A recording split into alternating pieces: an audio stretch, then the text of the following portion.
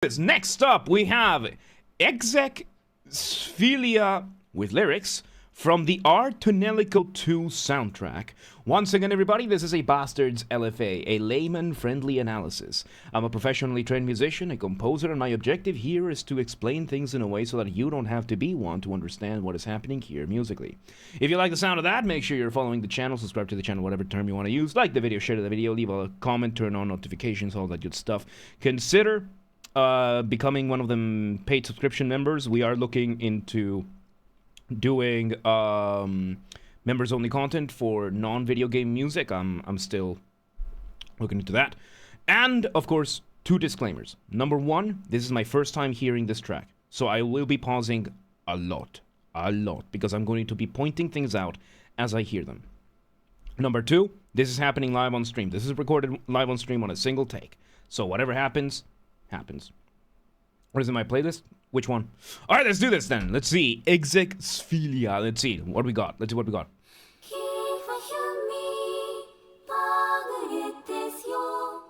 Okay. 6 seconds in, we have a very cool vocal line giving us a motif and immediately an inverted version of the motif. So, we're starting with the concept of inversion. When you are doing counterpoint is the study of melodies, how they interact with each other, that kind of thing, you can do something called an inversion. So in this case, we have this shape going on.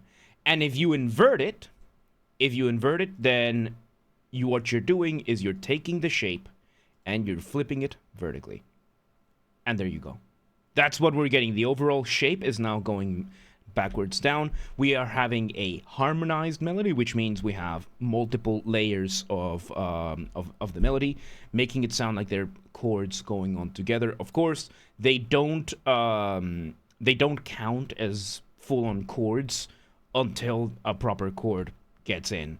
It makes little sense, but that's music, right? So let's see where this goes. I just wanted to point this out, that we have, I believe this is our motif, the smallest version of our musical idea, the seed from which everything else comes from. So let's see.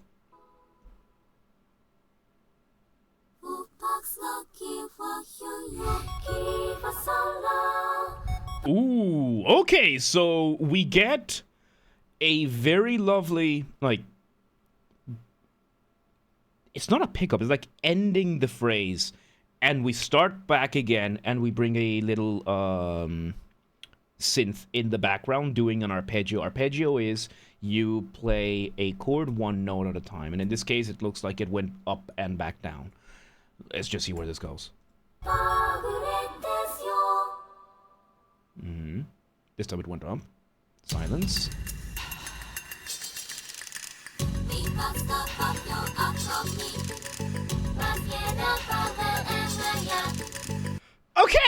Okay, that took a turn that I was not expecting. That was really cool. So we already used twice or 3 times by now one of the most powerful tools a musician can have, which is silence. And in this case, we used it to kind of set it as a palate cleanser.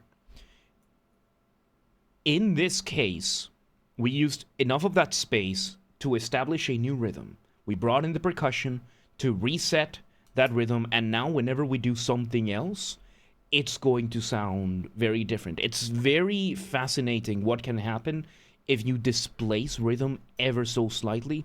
There is this one song by Dream Theater, I forget the name. I forget the name of the song, but basically the guitarist John Petrucci is playing the exact same chord at the exact same rhythm. Ja-ja-jun, ja-ja-jun, ja-ja-jun, ja-ja-jun. And all the difference that is happening is the rhythm behind it is changing. So you hear, I think it was Portnoy, Mike Portnoy, the drummer, it starts with the same rhythm, then he displaces the rhythm a little bit, and everything, the guitar is playing the exact same thing, but the rhythms around them are changing. And you just see all the different feels and grooves that you can get. So we're doing something like that here, because now we are still using very similar rhythms that what we were using before at the start, but now that there's a drum beat with a displacement, now it feels completely different. I love this. Let's see where it goes.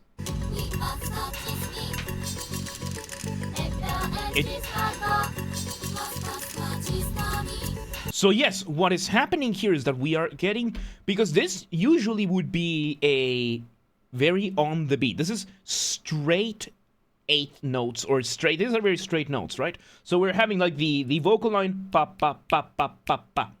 Pop, pop, pop, pop, pop, pop. That's like almost on the metronome, right? But what we are doing is we are doing rhythmic displacement. So we have these little notes going pop, pop, pop, pop, pop, pop. They're supposed to be the same size, right? So they are roughly the same. I swear I can draw things, right? So we are having this, and usually the drums would follow the exact same beat and follow along, and everything would sound nice and very straightforward. However, what we have done is we have displaced the drums or the vocals so that it sounds now like this. Now the drum line is off. I'm 20-year-old, and the game is almost 20 years old, and I choose Philip because my opinion is the best at representing what Hypno's songs are about. More songs that I personally like more, but this one is must listen. It's very cool so far. So yes, now with this very small displacement, we go from on the beat to syncopation. And syncopation just means you're off the beat. It's exactly what is happening here. Because the rhythm itself is very simple. But we just changed that. Oh, this thing is twisted in the way it shouldn't be. The rhythm is changed in such a small way that it completely changes the vibe of it. Because now it feels like it has a lot more pace than it did before. So let's see where this goes.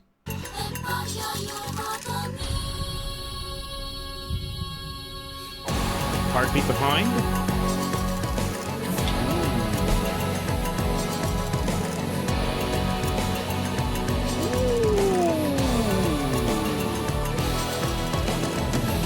So we went from, I guess this intro, we could call it a section A. When it comes to music, there is something called form, right? Oh, excuse me, all caps. There's form, which can also be considered your structure. And in form, usually you divide your track or your piece into sections. In this case, we had section A, which built up, so it was partially an intro, partially section A, which we went through by setting up that really, really cool drum line and set up the ideas and everything, and it's a very nice, well-contained... what's going on with me today, man? I can't do this. There you go! It's like my hands are not cooperating. So yeah, now we are off to... So in section A, the whole point was that we were introducing these rhythms one at a time, and then it turns out that there was a little displacement, so we have a lot of syncopation going on. Now for section B, everything is on the beat, and it's a lot slower. Now the drums have slowed down, everything, but we are still using the overall same concept. Those layered vocals, singing through these lyrics and everything. And go ahead and try again. Come on, the bot can be silly like that. So let's see where this goes. And now oh yes, and the vocals are now with the drums on the beat, which is another contrasting thing. Oh, so it did put it. There we go.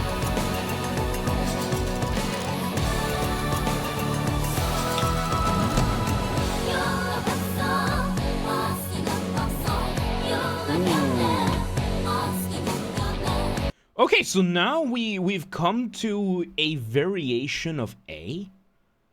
So in this case, we would call it A prime. This little apostrophe means prime. And we are still going on through these. So basically, A is that syncopated layers.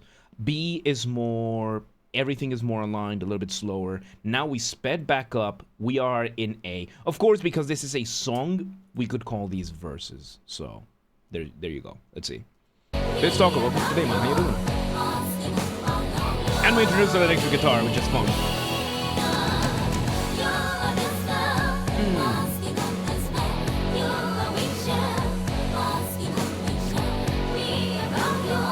So I guess in this instance, since we are doing a song, this type of structure could maybe not fully count. and we would be using the song structure, which is more, we had the intro, we had the an instrumental break, then we had verse 1, which is what we're having right now, and we're gonna move on from there. We're gonna see what happens next. Nice, I'm doing great now, yeah. Seems like swap the hate. And I love how this thing is almost at a 6/8, so it's almost like a waltz, but it cuts off at the very end. It's at an odd time signature. So when it comes to, okay, so let me give you a quick rundown on time signatures, right? So again, when it comes to music, there are three main things that you have whenever you're composing music, or whenever you have music. There is melody, there is harmony, and there is rhythm. When it comes to rhythm, we subdivide it in measures or bars. Those are two interchangeable concepts. And those are, what happens in those is determined by the time signature. Time signature is two numbers, upper number, lower number. This is the most common bar of the month. The most common time signature of all time is this one. Upper number is the number of notes. Lower number is the type of notes. So in English, it's super easy to remember. Whole notes is 1, half notes is 2, quarter notes is 4, eighth notes is 8, so on and so forth. And the way you count these for things before the eighth notes, you just count the numbers for each of these. So a 4/4 means 4 quarter notes in a measure, and that is that. That's all you get. And that's how you count it. You count it 1 through 4. 1, 2, 3, 4. 1, 2, 3, 4. But once you introduce eighths, you enter subdivisions. So you're counting, accentuating the different subdivisions. So what has happened is we have certain time signatures that are a bit more oriented towards certain styles. Puffins, welcome to today. How you doing? So in the case of 6/8, this is very generally used for waltz. The waltz, of course, boom, bum, bum, boom, bum, bum, boom, bum, bum, boom, bum, bum. And those are in 6/8, which we count in two groups of 3. So you can count them 1, 2, 3, 4, 5, 6, 1, 2, 3, 4, 5, 6. And what is happening here is we are having what is called an odd time signature. So we are having a couple of bars of 6/8, and then the last repetition is something like a bar with just under that, like something like an 11, 16. Because once again, one whole note has 2 half notes, 1 half note has 2 quarter notes, 1 quarter note has 2 eighth notes, 1 eighth note has 2 16th notes. So 12/16 would have the same 16th notes as a 6/8. However, if we were to do an 11/16, we could make it sound like a 6/8 with 1 less note. So in this case, we could still have that same subdivision, 1, 2, 3, 4, 5, 6, but that number 6 is going to be a 16th note instead of, let me just redo that last one, a 16th note instead of an 8th note. So instead of sounding 1, 2, 3, 4, 5, 6, 1, 2, 3, 4, 5, 6, we get 1, 2, 3, 4, 5, 6, 1, 2, 3, 4, 5, 6, 1, 2, 3, 4, 5, 6, 1. So it gives us that sense of instability that a lot of odd time signatures will always give us. One of the most popular odd time signatures is 7/8. 7/8, you can the most popular common one is 2 groups of 2 and 1 group of 3, and you can count those as 1 2 1 2 1 2 3. 1 2 1 2 1 2 3 1 2 1 2 1 2 3 1 2 1 2 1 2 3 1 2 1 2 1 2 3. That's how you count 7/8. It's amazing how when it comes to music, a lot of it comes down to being able to count, and if you can count higher than like 15, you're considered a badass. So yeah, there's that, and we have that going on. We have that little sense of a cutoff measure, which is an odd time signature. But we're doing it with the illusion of continuing that 6/8, giving us that illusion of that we're still dancing, but it's kind of glitched, it's kind of broken. So there you go. People online have mentioned the time signature, but I'm not. Yeah, no. Let's see. I'm not sure. Let's continue listening. Zero.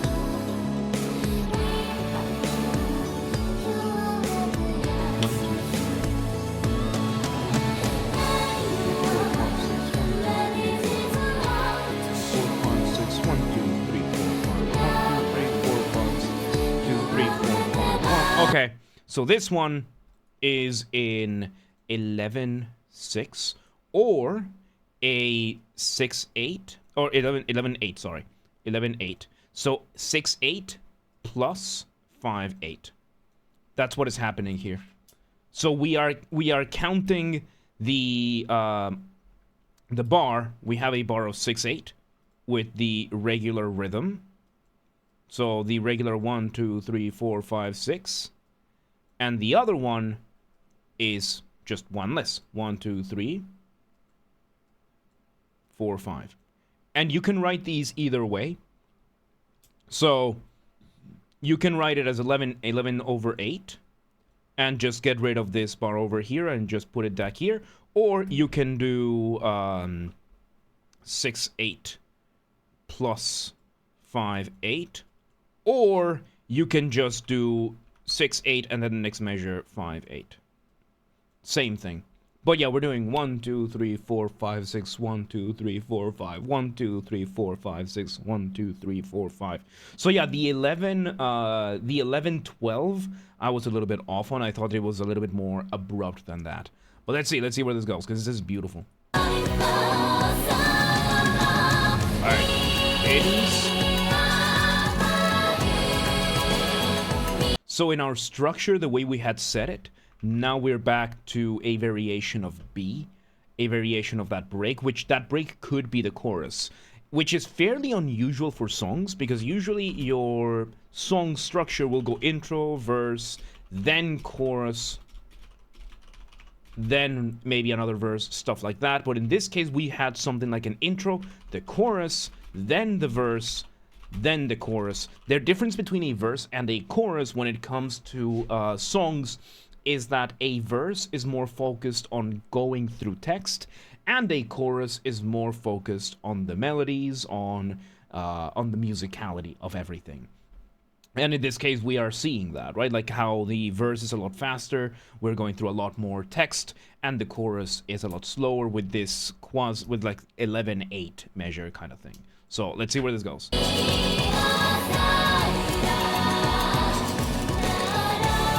nice.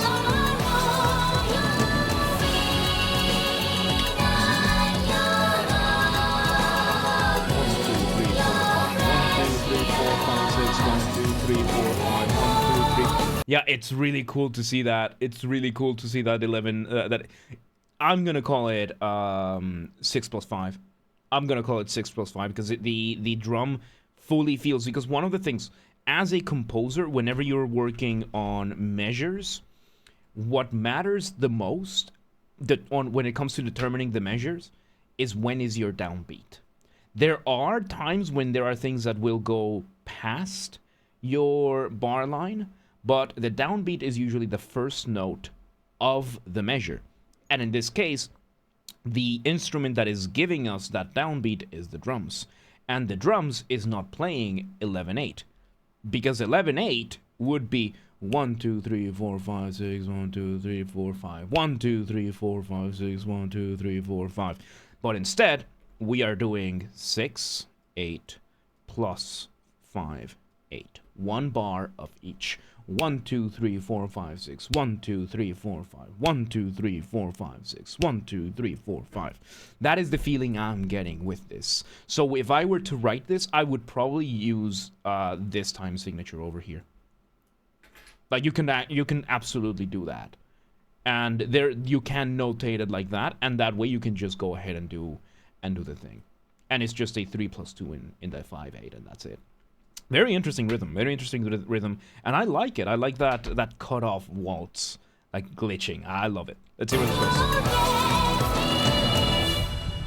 Silence again. Complete palette cleanser once again. This time we didn't even go off the ramp, we just completely stopped. Put that heartbeat sample that we had earlier before, and of course we're fading in another synth. Let's see where this goes.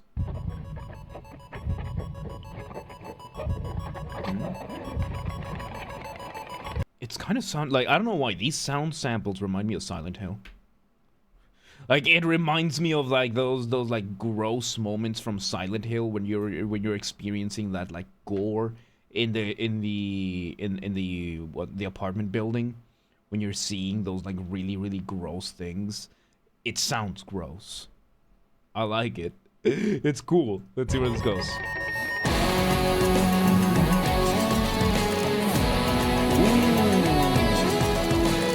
So we go to the chorus and we bring a guitar solo.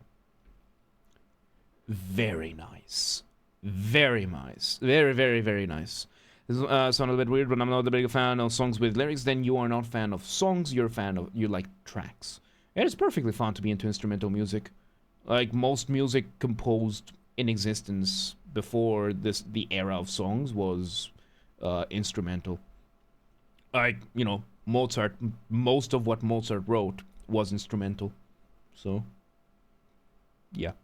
Let's continue, because now we introduced a guitar solo, or it sounds like a guitar solo, which is interesting to do while they are singing. So it's more like an instrumental add-on.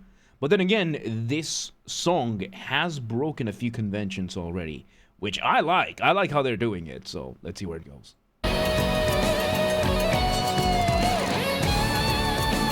It is a solo.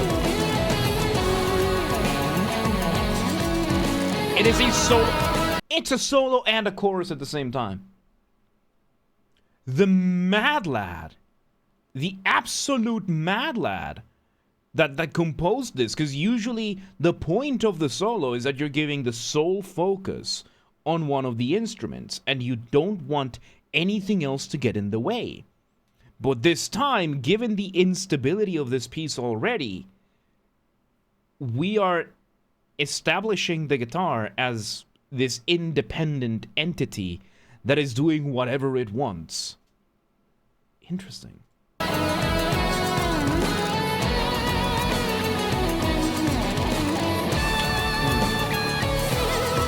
Oh, very lovely solo. Yeah, and I think the entire thing is just written in this 6+5. Because we're still following the same rhythm, and it's just... Okay, the composer is Daisuke Achiwa. There you go. There you go. This is really good, man. This is really good. So yeah, no, like, there's a lot of just very wild conventions that are being broken here.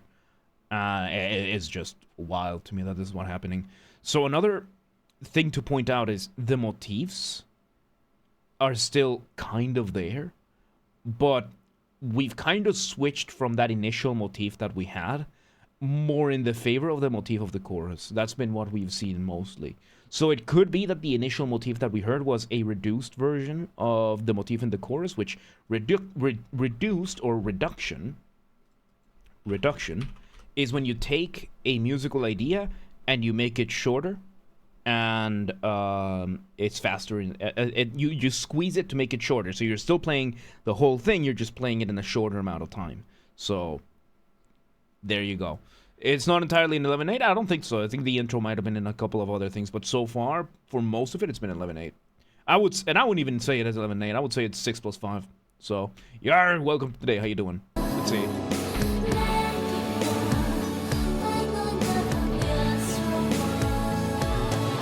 I also just noticed how the drums in the 6/8 bar has a little syncopation. Hey, Just Bill, welcome today.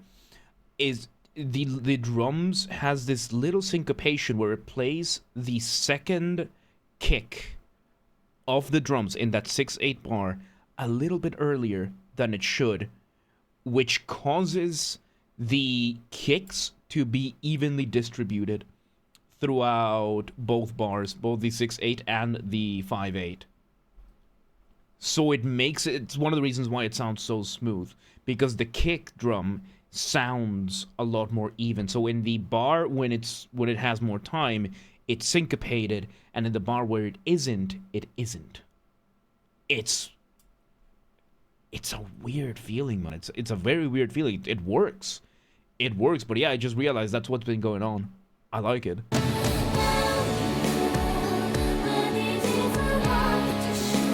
Oh, it's so nice.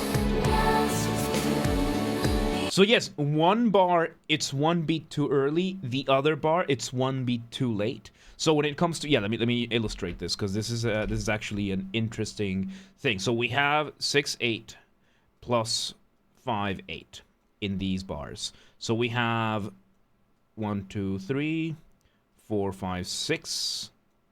Yeah, I can draw, I promise. And then we have 1, 2, 3, 4, 5. So this is our drum beat going on right now.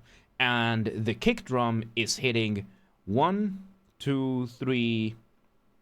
So 1, 2, 3, 4, 5. Wait, let me hear it again. Oh, and now you're switching around. Hey, let me go back a little bit.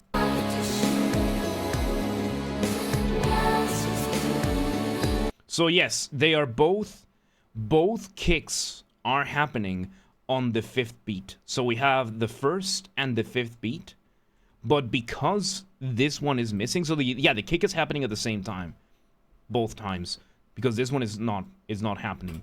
Right? So yeah, it's both 1, 2, 3, 4, 5, 6. 1, 2, 3, 4, 5, 6. 1, 2, 3, 4, 5, 6. 1, 2, 3, 4, 5. 1, 2, 3, 4, 5, 6. 1, 2, 3, 4. Wait. 1, 2, 3. Oh no. So it's always one beat before. So I knew. No, I got that wrong. It's one beat before the end of the bar. That's where the kick is hitting. So we have 1, 2, 3, 4, 5, 6. 1, 2, 3, 4, 5. 1, 2, 3, 4, 5, 6. 1, 2, 3, 4, 5. So it's always the kick is focusing those. It's accenting those. And that is why it's giving me a sense of consistency, even though these are odd measures. Because every time the kick is hitting on the downbeat and on the second to the last note of the bar. Clever. Very clever. Let's continue.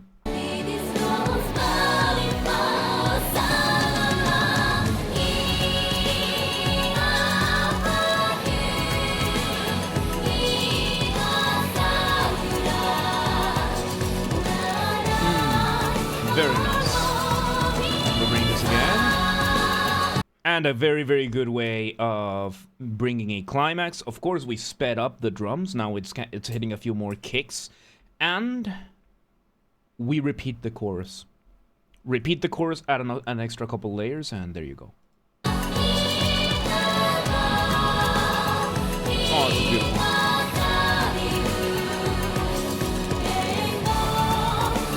Yeah.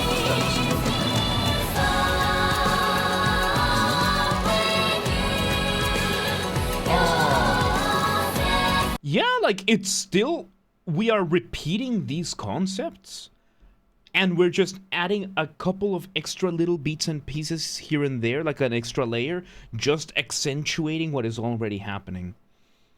It sounds fresh while at the same time sounding familiar. This is very nice. Holy shit.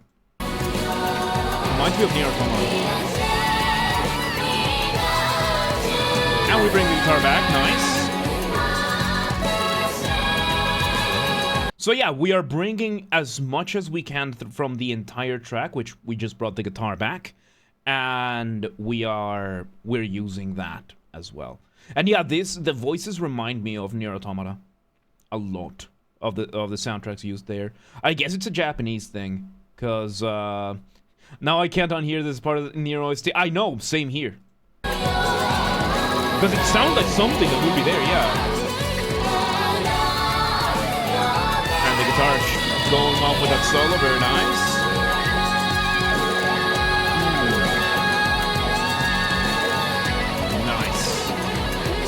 And shred off that guitar. There we go. Very nice. Nice. Dude, don't you dare. It's gonna fade out.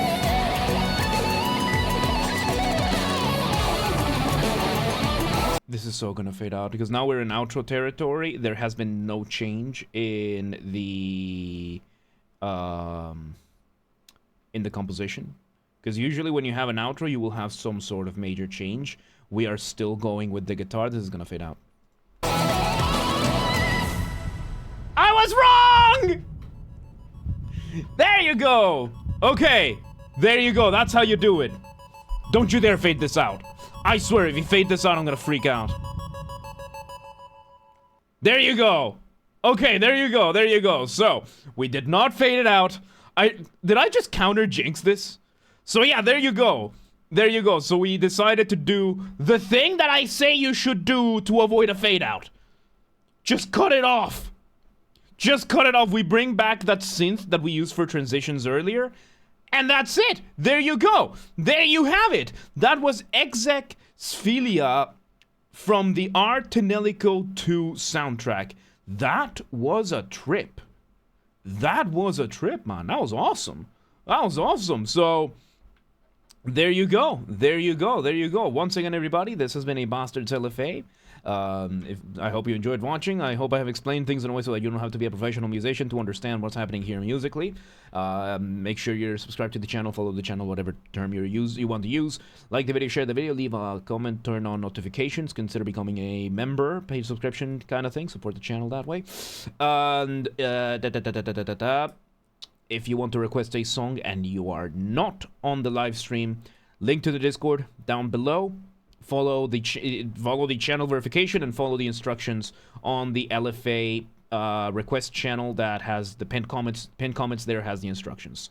If you want to listen to this track without me interrupting every 3 seconds, link will be available in the description. And if you want to catch these streams live, links in the description to the Discord and to the Twitch channel are available with the stream schedule in your local time zone so that you don't have to bother calculating that kind of thing. So, yeah, with that was really cool. Tonelico. I need to check that. I need to check these games out, man. There you go. There you go. Exexphilia. Very good stuff, man. Very good stuff. But yeah, let's move on.